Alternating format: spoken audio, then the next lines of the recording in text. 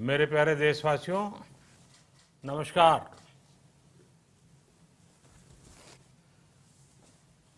Corona वैश्विक महामारी के खिलाफ लड़ते लड़ते अब हम अनलॉक 2 में प्रवेश कर रहे हैं और हम उस मौसम में भी प्रवेश कर रहे हैं जहां सर्दी, जुकाम, खांसी, बुखार ये सारे न जाने क्या क्या होता है, ये मामले बढ़ जाते हैं। ऐसे में मेरी आप सभी देशवासियों से प्रार्थना है कि ऐसे समय अपना ध्यान रखिए। साथियों, ये बात सही है कि अगर कोरोना से होने वाली मृत्यु दर को देखें तो दुनिया के अनेक देशों की तुलना में भारत संभली हुई स्थिति में है। समय पर किए गए लॉकडाउन और अन्य फैसलों ने भारत में लाखों लोगों का जीवन बचाया है, लेकिन हम ये भी देख रहे हैं कि जब से देश में अनलॉक 1 हुआ है, व्यक्तिगत और सामाजिक व्यवहार में लापरवाही जरा बढ़ती ही चली जा रही है।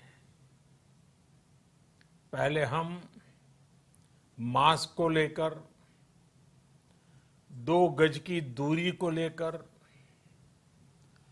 20 सेकंड तक दिन में कई बार हाथ धोने को लेकर बहुत सतर्क थे,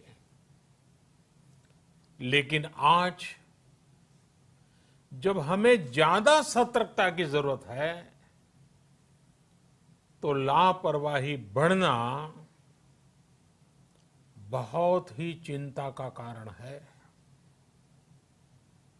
साथियों, लॉकडाउन के दौरान बहुत गंभीरता से नियमों का पालन किया गया था। अब सरकारों को, स्थानीय निकाय की संस्थाओं को, देश के नागरिकों को फिर से उसी तरह की सतर्कता दिखाने की जरूरत है।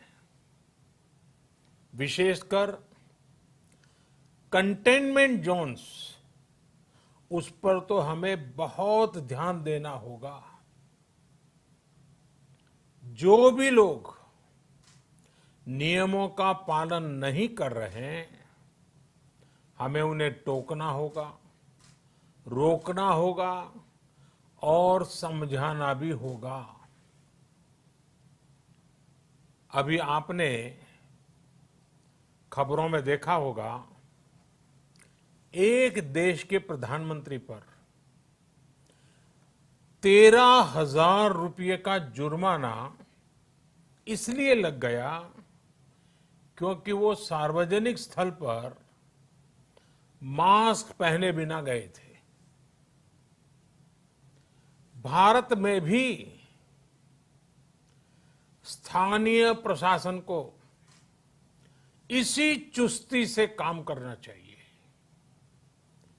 ये 130 करोड़ देशवासियों के जीवन की रक्षा करने का अभियान है।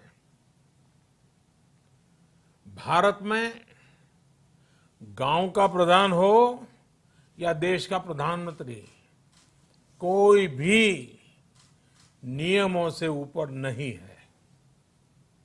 साथियों, लॉकडाउन के दौरान देश की सर्वोच्च प्राथमिकता रही ऐसी स्थिति न आए कि किसी गरीब के घर में चूल्हा न जले। केंद्र सरकार हो, राज्य सरकारें हो, सिविल सोसाइटी के लोग हों, सभी ने पूरा प्रयास किया कि इतने बड़े देश में हमारा कोई गरीब भाई बहन भूखा न सोए। देश हो या व्यक्ति, समय पर फैसले लेने से, संवेदनशीलता से फैसले लेने से किसी भी संकट का मुकाबला करने की शक्ति अनेक गुना बढ़ जाती है। इसलिए लॉकडाउन होते ही सरकार प्रधानमंत्री गरीब कल्याण योजना लेकर आई।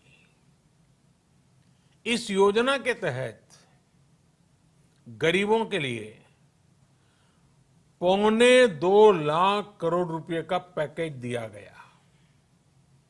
साथियों, बीते 3 महीनों में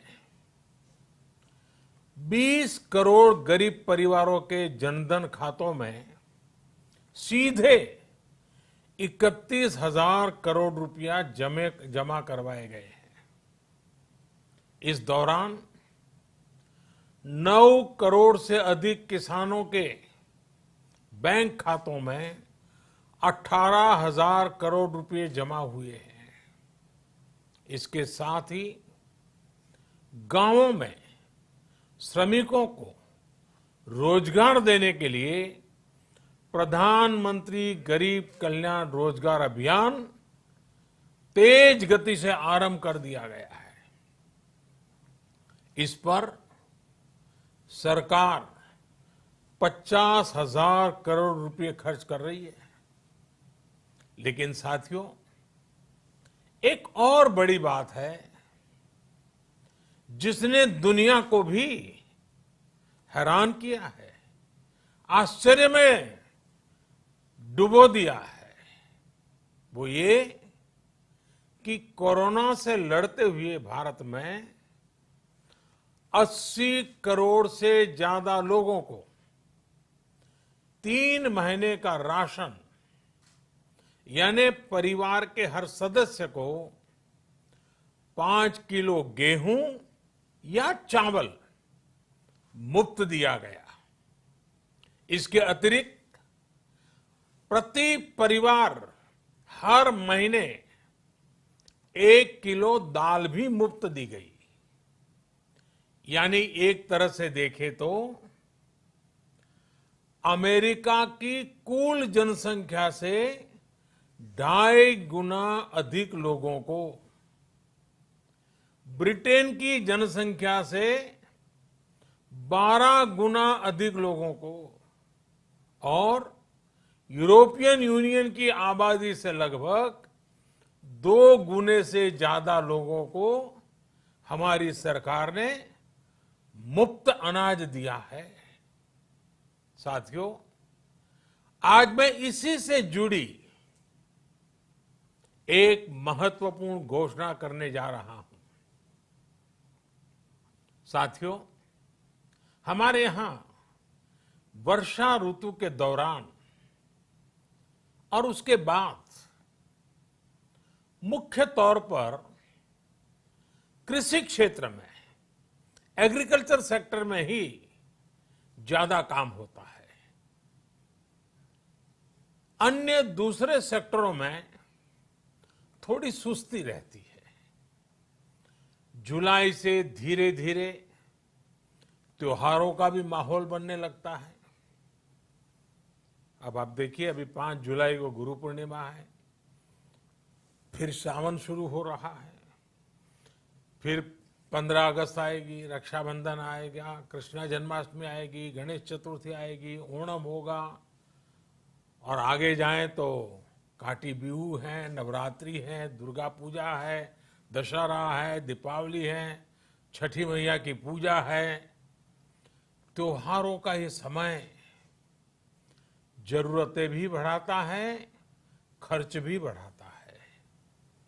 इन सभी बातों को ध्यान में रखते हुए ये फैसला लिया गया है कि प्रधानमंत्री गरीब कल्याण अन्न योजना का विस्तार अब दिवाली और छठ पूजा तक, यानी नवंबर महीने के आखिर तक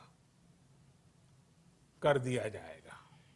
यानी 80 करोड़ लोगों को मुफ्त अनाज देने वाली ये योजना अब जुलाई, अगस्त, सितंबर, अक्टूबर, नवंबर में भी लागू रहेगी।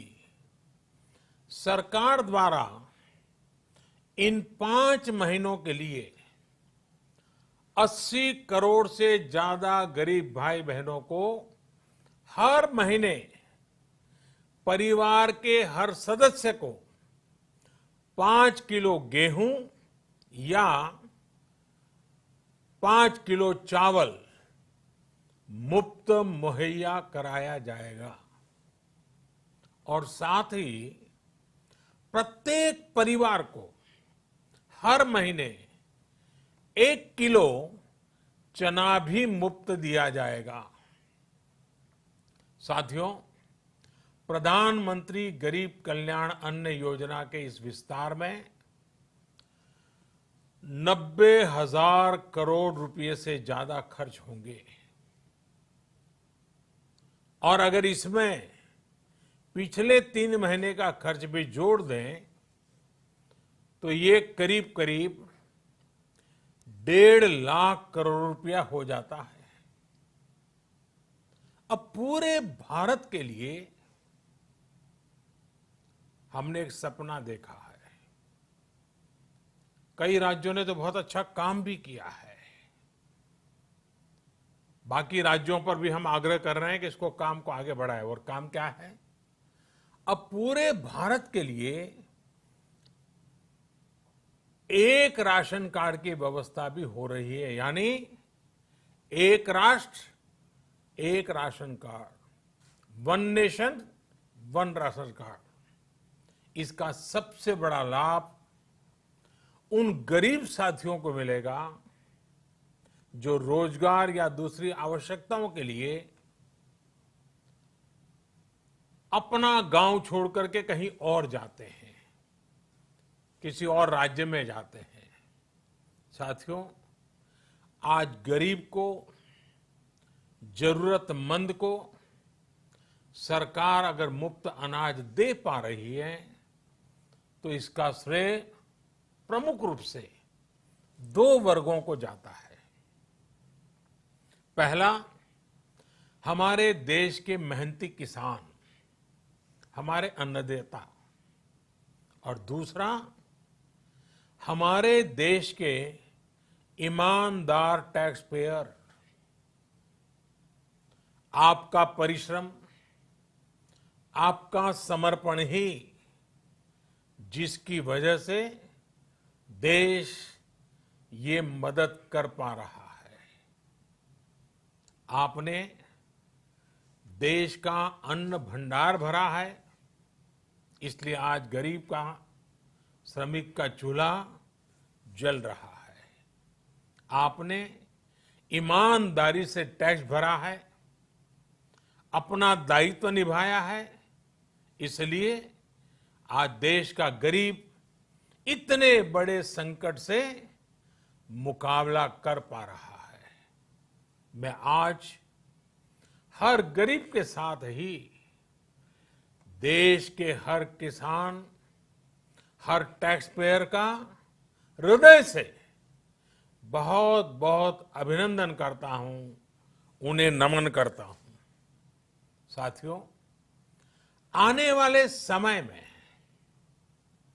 हम अपने प्रयासों को और तेज करेंगे।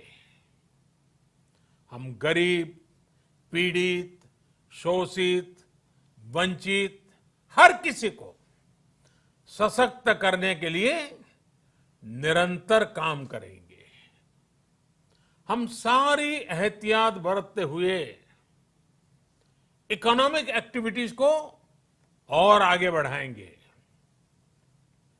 हम आत्मनिर्भर भारत के लिए दिन रात एक करेंगे। हम सब लोकल के लिए वोकल होंगे।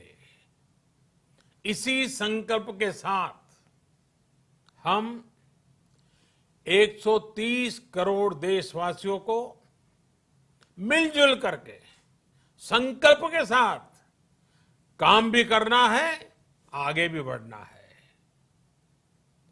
फिर से एक बार मैं आप सबसे प्रार्थना करता हूं, आपके लिए भी प्रार्थना करता हूं, आपसे आग्रह भी करता हूं, आप सभी स्वस्थ रहिए, 2 गज की दूरी का पालन करते रहिए, गमछा, फेस कवर, मास्क ये हमेशा उपयोग कीजिए, कोई लापरवाही मत बरतिए। इसी आग्रह, इसी कामना के साथ मैं आप सभी को